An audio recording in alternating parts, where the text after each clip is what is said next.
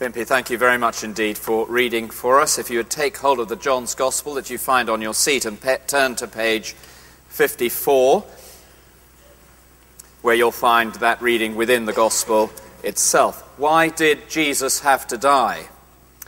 His life was described by Lord Tennyson as more beautiful than the greatest of his miracles. His teaching more profound still, love your enemies, do good to those who hate you, love your neighbour as yourself. His influence, without doubt, greater than any other human who has ever lived. How is it then that Jesus of Nazareth ended his life on a cross, the most brutal form of execution ever invented by man? I want us to explore just a snippet, a brief outtake from Jesus' trial before Pilate, in which I think we find at least the beginning of an answer to that. First, Jesus died because of the wickedness of man. Secondly, Jesus died because of the purpose and plan of God. Third, Jesus died because of his willingness out of love to carry God's judgment at our human sin. First, the wickedness of man.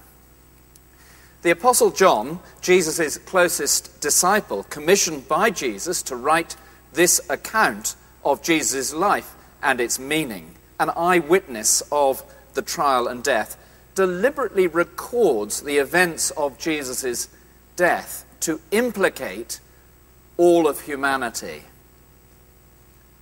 Judas, out of greed, betrayed Jesus. The disciples, out of cowardice, deserted Jesus. The religious authorities, out of envy, murdered Jesus. The soldiers, out of brutality, tortured Jesus. Pilate, out of expedience, washed his hands of Jesus. The mob bayed for his blood.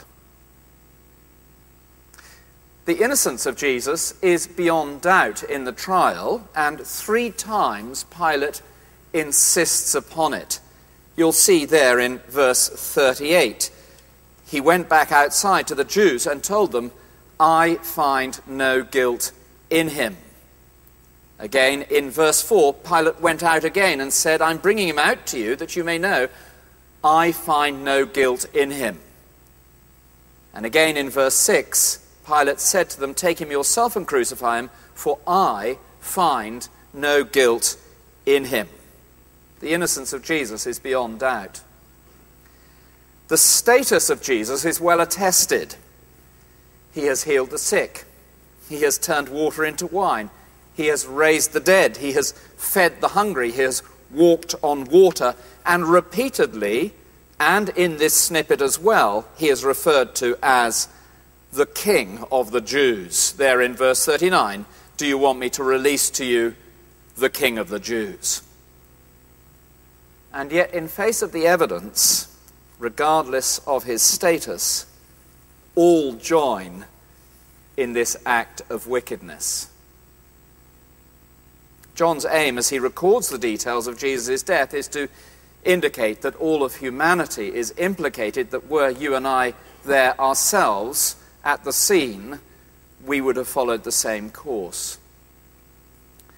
Glance for a moment at the chief priests. They do what religious establishments the world over do. In verse 40, they're told quite clearly that Jesus is innocent. They are offered the opportunity of his release. "No, not him. Give us Barabbas." Now, Barabbas was a robber, and most likely a murderer too. The religious establishment, fed up with God's king disturbing their status quo, want rid of God. They do what the world over religious establishments do. Glance for a moment at the soldiers. They do what soldiers the world over do. Verses 1 to 3. They flog him. They twist together a crown of thorns and put it on his head. They force it down. They clothe him in purple, a sign of royalty. They break from the group, advance, kneeling, I take it, and then rise and smack him in the face. They knew he was innocent. They'd heard his claims. They were part of a group. Everybody else was doing it. Glance for a moment at Pilate. He does what politicians the world over do. He knew Jesus was innocent. He says as much publicly 3 times. He even made a faint attempt to release Jesus. But at the end of the day, when his reputation was on the line and the polls suggested he might not gain much influence, expedience demanded otherwise, he toyed with the truth. You can see it there in verse 38. What is truth? And then he indicated his hatred of truth as he refused to side openly and publicly with Jesus to protect his own skin. And the crowd do what crowds the world over do. Away with him, carried along by the mob. And the disciples do what disciples the world over do. Peter, I never knew the man, to protect his own skin. And John's aim in this section of the gospel is to show us that had we been there, we would have done precisely the same.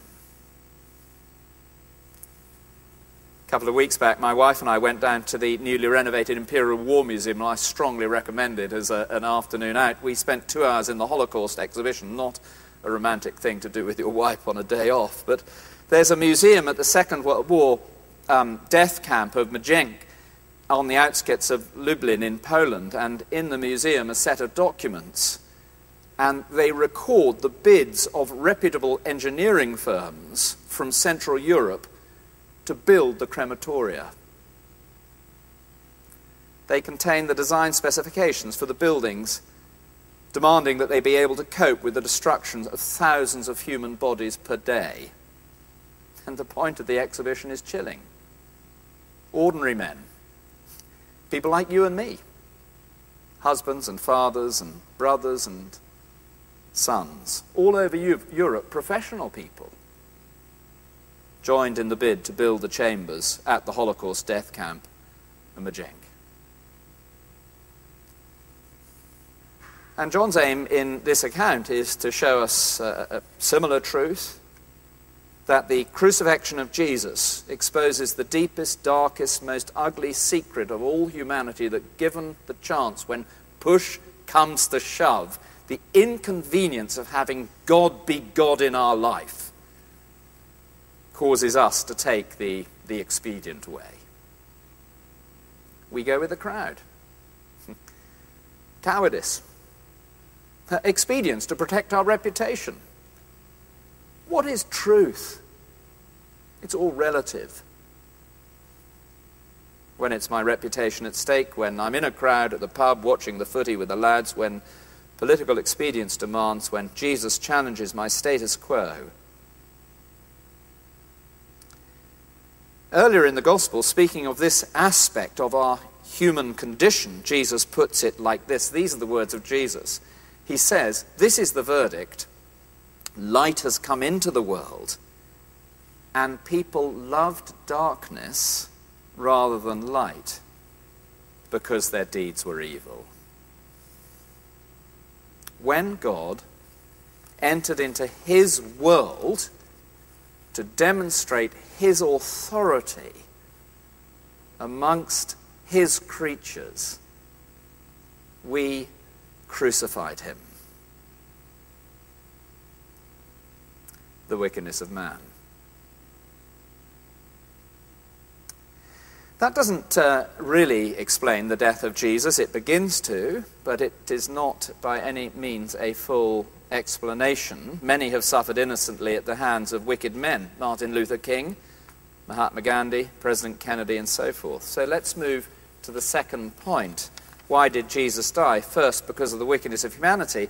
Secondly, because of the express purpose of God. And allow me, if you will here, just to pull back slightly from the snippet, the short outtake that we've had printed on the sheet from the Gospel, and consider it in its broader context. I hope you might take this Gospel away and read it over the Easter period, and you'll notice the narrative of John's Gospel indicating that Jesus suffered as God's royal king, that it was his intention that he should suffer and die, So this wasn't sort of hopelessly out of control. It was a deliberate act, planned and determined. Jesus' crucifixion was no accident. It was indeed the climactic hour, the crowning purpose and the moment of his glory.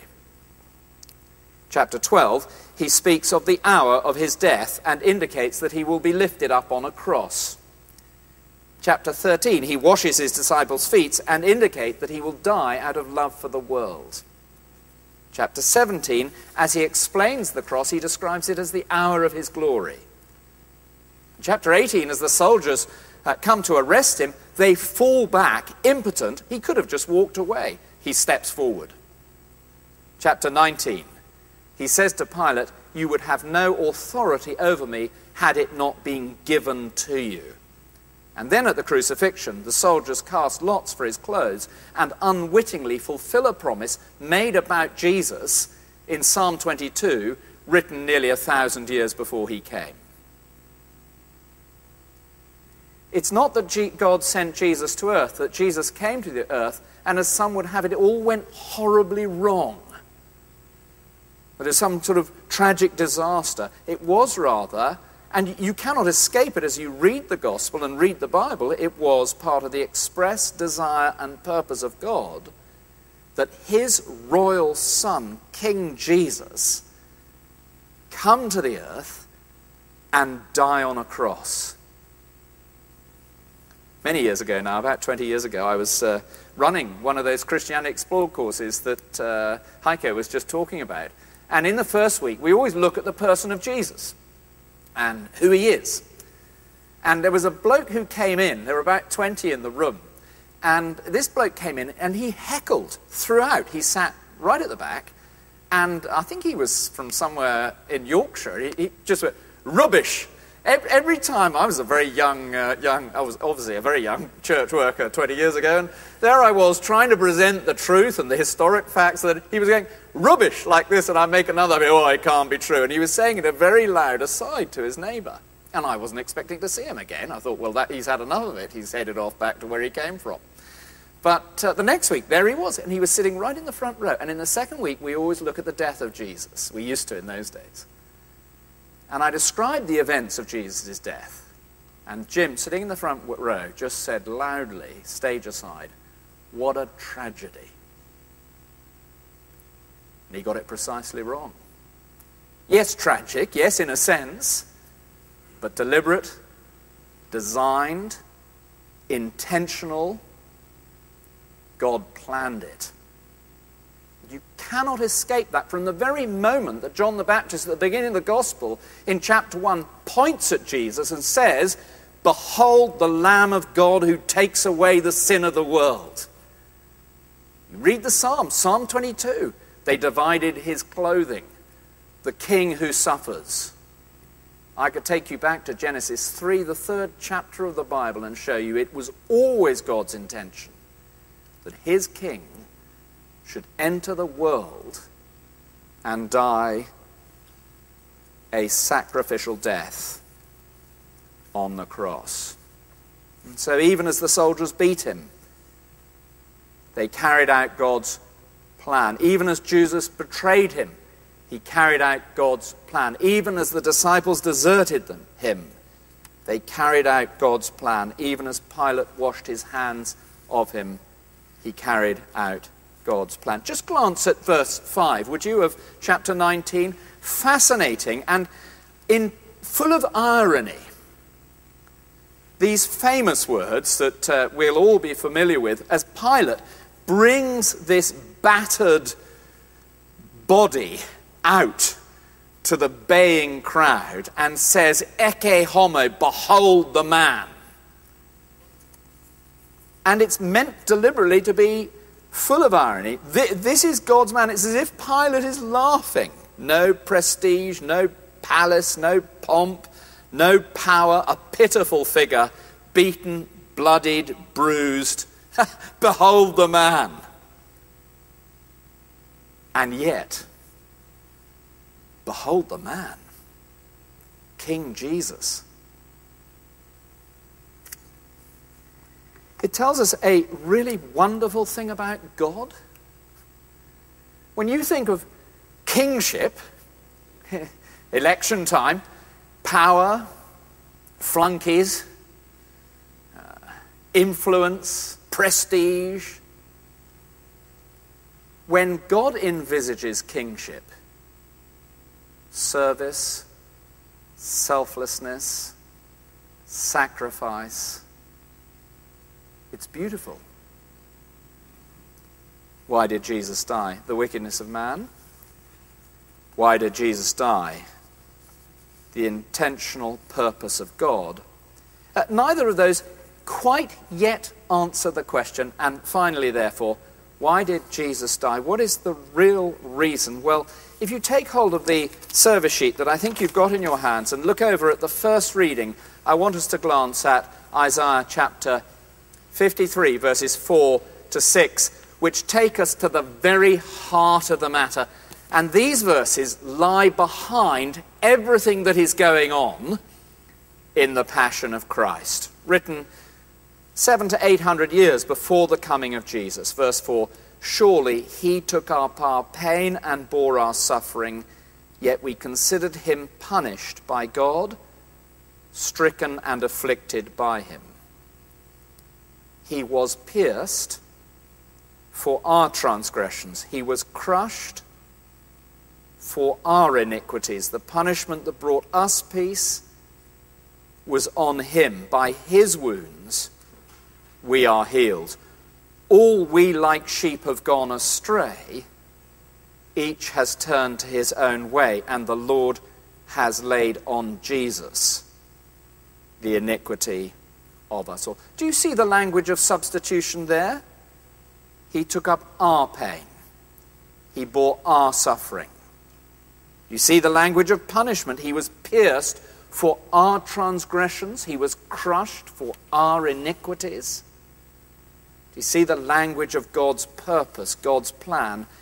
The Lord, God in heaven, has laid on him, Christ on the cross, the iniquity of us all. Here then is the explanation of the suffering of Jesus Christ.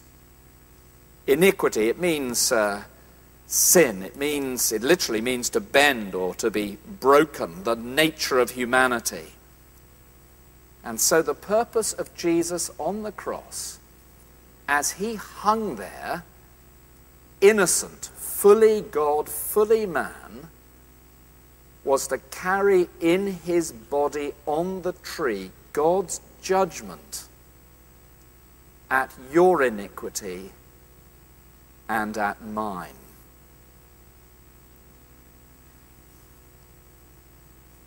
And I think that picture of Barabbas captures it so perfectly, doesn't it? Here is the convicted murderer, and that night as he went home free, and as Jesus was nailed to the cross, he can say, he died in my place. And you and I, if we will put our trust in Jesus Christ, whom God sent deliberately as his royal king, selfless service to die on a cross to carry his judgment, we can say, he died in my place. Well, it's a great time to be talking about this just before an election. Who would you have as leader of your soul?